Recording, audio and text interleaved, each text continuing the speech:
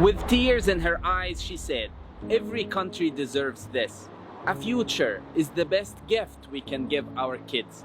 These were my wife's words when she was celebrating Singapore's National Day this year. This was her emotion after seeing less fortunate countries struggle with problems Singapore once had. The Singapore we know today wasn't always like this. Back in the 60s, there was racial tension that led to many deaths and hundreds of injuries. In the same period, Singapore became independent from Malaysia and had to decide its own fate. The economy wasn't stable, no natural resources, and many people had no jobs, housing, or formal education. Without solving these problems, it is more difficult for a nation to progress. So, how did Singapore do it?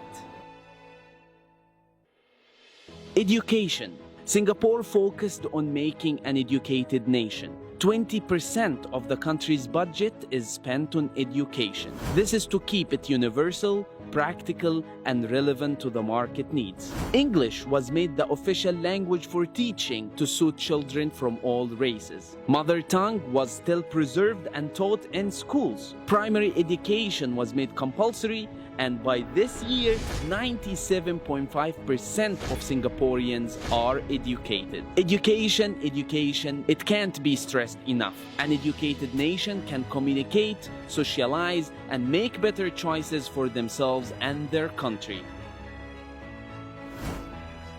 Housing. To solve the housing problem, the government launched a public housing program. Housing is generally expensive in Singapore due to the lack of land. However, with government subsidy and payment options, majority of Singaporeans can afford to own a shelter. Housing system also forced people of different races to live together. We are Singaporean Arabs, our neighbors are Chinese, Malay, and Indians. New economy. Upon independence, Singapore put together a plan to become a center for manufacturing and service industry.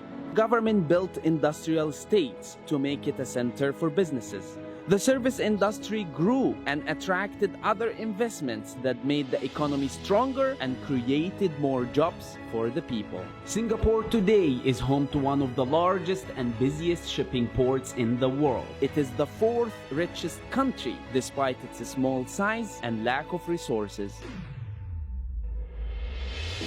If you think your country is poor because you have no resources, remember Singapore. If you think your country is unstable because you have different ethnic and religious groups, remember Singapore. If there is one thing we can learn from Singapore, it is that the most valuable natural resource for a country is its people.